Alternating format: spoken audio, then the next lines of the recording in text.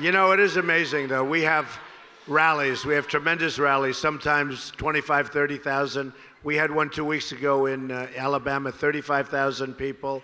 No disruption, no nothing. But the press is now calling this saying, oh, but there's such violence. No violence. No, you know how many people have been hurt at our rallies? I think like basically none, other than I guess maybe somebody got hit once or something. But there's no violence.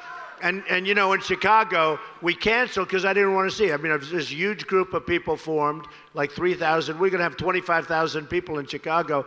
And they've given me a lot of credit, Chris, because rather than having the rally and having people fighting, because we feel great. The people that are supporters of Donald Trump want to see America be great again. That's what it is. That's what it is. I mean, it's simple.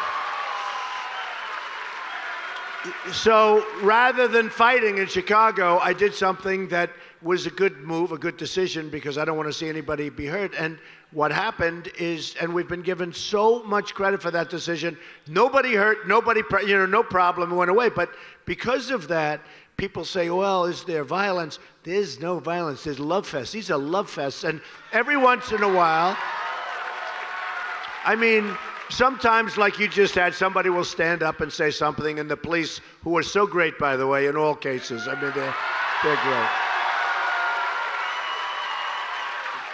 But somebody will stand up and they'll say something, and a lot of times they're kids and they don't know where they're coming from, and they'll have a Bernie sign. Bernie's going nowhere, you know that.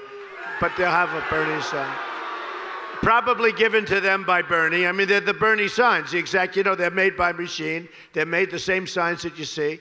And, possibly or probably given them by Bernie's people. But it's a little disruption. But there's no violence. There's none whatsoever. And I'll tell you what, we go, and these things are so incredible. It's a movement, and it's a love fest, and we love each other, and we're going to do so well. And by the way, before we forget, Chris,